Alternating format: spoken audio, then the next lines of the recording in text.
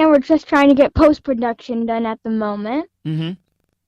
And if you want to help with that, you can go to austinfox.com, Fox with 2 X's, and we have a GoFundMe page you can donate to help us get post-production done. Mm-hmm. Okay. And what is the GoFundMe website? GoFundMe.com/ Oh, you can just go to austinfox.com and it will redirect to it to make it simpler. Oh, okay. So there's like a donate button, or if you hit something, it'll go right to the GoFundMe page? Yes, that's correct. Okay, and what is the goal of the to reach for the GoFundMe page for post-production? What is the goal? Actually, it's $35,000. There's a lot for post-productions. You've got an editor, color person to put together, along with composers, and making sure everyone gets paid for what they've done. Okay, and where are you currently at right now as we speak? Honestly, we just started this about a week ago. I think we're at $20. Oh, okay. Very nice. Very nice. Hey, guys, I think we're going to have to start like a Jerry Lee Lewis telethon, except we can't go 24 hours. That's a thing. So it's just like, I guess we'll have to say that while you guys are listening, and maybe under the script that says, send money today to awesomfox.com and go to GoFundMe. So next time when I do a video, I have you guys on, and maybe you can hold up a sign that says, please go to my GoFundMe page. Just type like there, or Moose and Squirrel are going to get you. I'll do a scrolling marquee in the back. I think that's a great idea for next time. And there we go. I've been talking about being on TLB TV, and have you guys on video as well too. We'll talk more about that. And Corey, you're also a director as well too, and producer. You also produced 1111, Amhurst, Almost Beautiful. And you also had Hallowed and Return to Innocence. And you can tell us a little bit more about what you've done on the producing side. Actually, on the producing side, I've done quite a bit. Like, you've named off pretty much a lot of them and stuff. Those are with when I was in California. I started back in 1999 with a buddy of mine called Rocky Costanzo. We started Lifeline Entertainment with. We started out doing Return to Innocence, which is a really cool story about a youth director who is falsely accused of molesting a young boy, and once you're accused of such a heinous crime, there's no return to innocence. Mm-hmm. We actually shot that one in black and white, which is really cool because doing black and white, you have to really get the lighting just right. It's a lot different than trying to film in color, but one of the amazing things is we self-distributed that movie, and the first week it was out on a DVD. We sold over 64,000 copies and was number 2 right in front of Lord of the Rings in the Netherlands.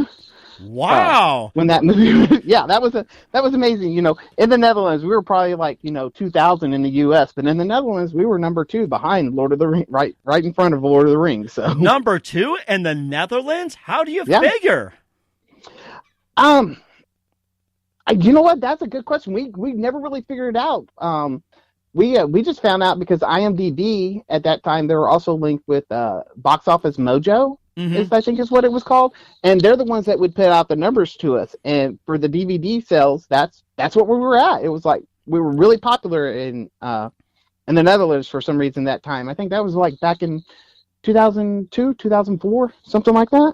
Wow. So, number 2 in the Netherlands. That is amazing. And I don't know if you mind me asking this question as well. It's like you were number 2,000 U.S., number 2 in the Netherlands. Where else were you ranked? Like maybe number 3, number 10, or what's like the next highest in terms of sales in what other countries? Well, we actually found out that over in England, which we did not put out in England, but someone decided to bootleg it onto VHS, because all we did was the DVD release. Mm-hmm. But we actually had pretty good VHS sales via someone bootlegging it over there in England, because they use PAL instead of NTSC. Right. So we just decided, just to do NTSC DVD release. But yeah, so it actually did pretty good over in England as well as a bootleg. So that's when we thought, man, this is it. We're big. Someone's actually bootlegged our movie and is selling it. So that's what we thought. We just made it. We were all really big and stuff then. So that was great. Well, instead of prosecuting the guy, you can just go up and say, hey, thank you for bootlegging. Now, if you can kindly give us some profits, they'd be greatly appreciated. And the rest, you can just go out to the pubs or go watch a football game in England. Or, maybe back in the day, you could just give it to us and here, put in GoFundMe for the movie. So. Too funny. Yes, true. Very true. Yes, it is. And of course, you also were in some films as well too. Of course, you also were in Mom as well too. You also were in Assassin, 33 AD, Mistaken High Identity, Last Defense, 3 Aprils of March, and many more. And Mail Order Bride. Maybe you can just tell us a little bit about that and what you enjoyed most besides Rocky and Bullwinkle, and also Majestic too. I forgot to mention that. Oh, yeah. See, I can't really tell you too much about Mail Order Bride because that one's not for 12-year-olds here. But Natasha, could you be my mail order bride? Give me moose and squirrel if you get Rocky and Bullwinkle. And actually, there's a funny story about him being in Mom. I fired him. You fired your dad? It's not like that. It's not yeah, that. no, he did. He fired me. I was supposed to be the bill collector in it, but because of time restraints and stuff, when it came to filming, we had to cut that scene. So his ADs made the decision behind my back, and then he was delighted to inform me of that. You're at least the producer still. Well, you could have probably said, good, because we're behind on bills anyway. So yeah, exactly. Oh, my goodness. So I guess I was just trying to think where else we talked about Majestic and Amhurst, and I think there was also a couple others. You can just tell us a bit about the films as well, too. Well, actually, we did this documentary called Almost Beautiful. You had mentioned that. That was actually a really cool project. We followed around a goth rock band called The Last Dance for 6 months as they did a U.S. tour and went to Puerto Rico, and they came back to Texas, and that's when I think it was Hurricane Rita was hitting the coast at that time. Mm-hmm. So they had to deal with all those, but that was a really fun project to do. Was Almost Beautiful. But there was Hallowed, which that one was actually purchased by Universal or UMDV, Universal Music and Video Distribution, mm-hmm. and distributed by them. That was one of the few movies that we actually sold to a major studio. Mm-hmm. And then what was it? And then Amhurst, which is a really, really good suspense thriller. Most of these movies, you can still find them for sale on Amazon if you go look for them. And stuff, so that's someone's getting the money for them. I don't know who. It's not me. I've been out too long. But I still see them for sale and stuff every once in a while on Amazon. Mm-hmm. That is amazing too, and of course we'll get to some of the genesis of your acting as well too, and directing for both of you. Listening to the Mike Wagner Show at the MikeWagnerShow.com, powered by Sonic Web Studios. Visit online at SonicWebStudios.com for all your needs.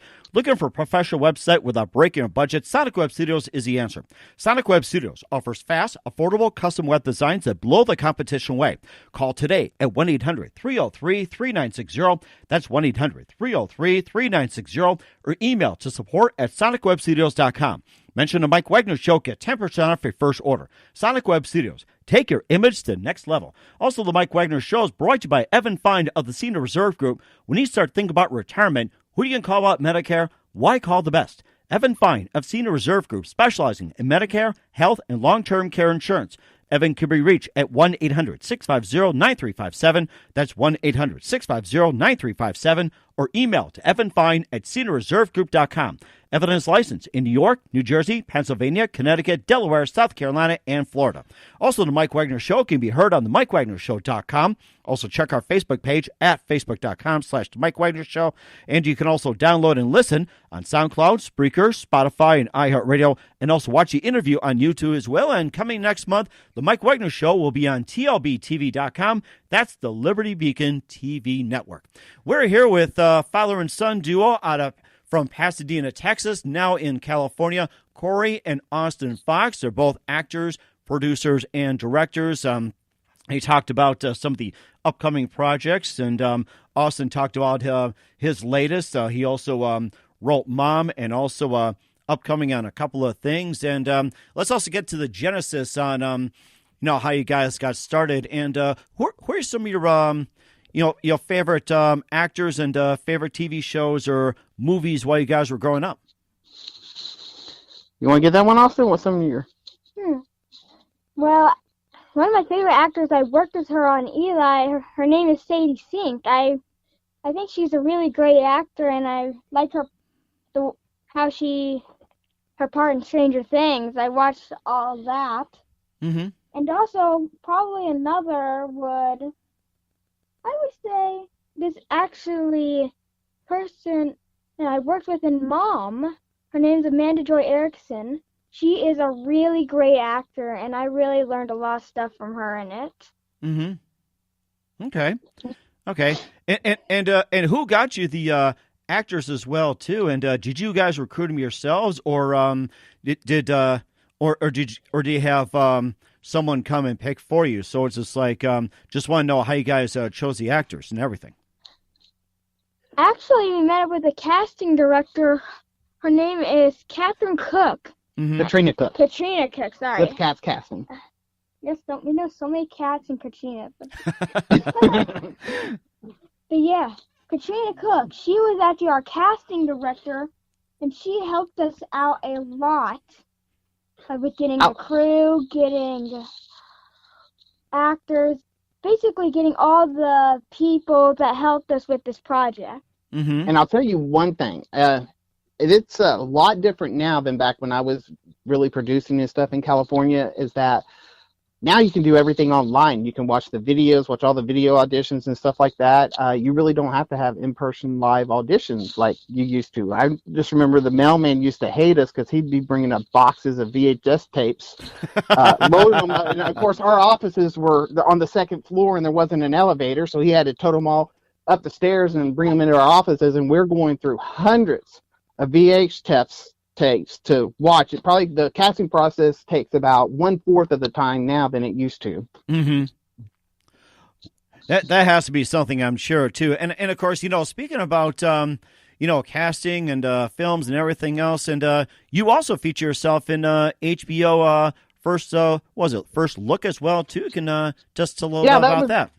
HBO, that was actually just a really interesting thing because they just pulled a couple of us out while we were filming, and they interviewed us, asking us questions what it was like filming, and it was actually my first project that I was working on that they did this on, and so they were asking me about it, and I was just letting them know how well I'd just gotten out of the Army and had moved to California and stuff like that to get into acting because I didn't have anything else better to do. Mm-hmm. So it was, and they just was wondering, what was it like? And I was basically, I'm really new to this. This is really exciting and fun, and I never thought I'd be doing something like this. So it was an interesting project. That was amazing too, and of course, you talked about being in the Army as well too. And what did you intend to go in the Army for, or was it being drafted, or it's like what did you finish as before honorable discharge, and what were your plans at the time before being discharged by the Army?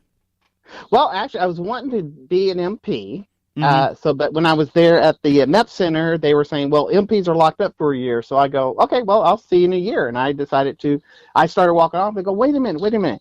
We can make you airborne. You can go 82nd, and we'll give you a $15,000 signing bonus. Nice. And I looked at them, and I go, how much? So I wound up signing to be in the airborne infantry with the 82nd Airborne Division, and went to basic training and jump school, and then wound up, this is peacetime too. You're right. So I'm thinking, okay, great. I've signed up for 4 years. I'll do 4 years, get in really good shape, and get to play Rambo for a while.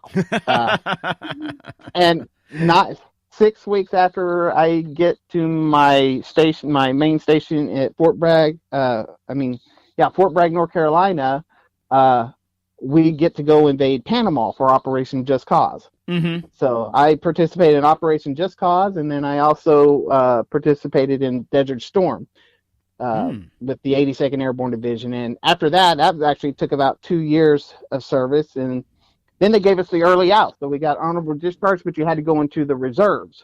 Uh-huh. So then I got to become an MP with the reserves in Texas.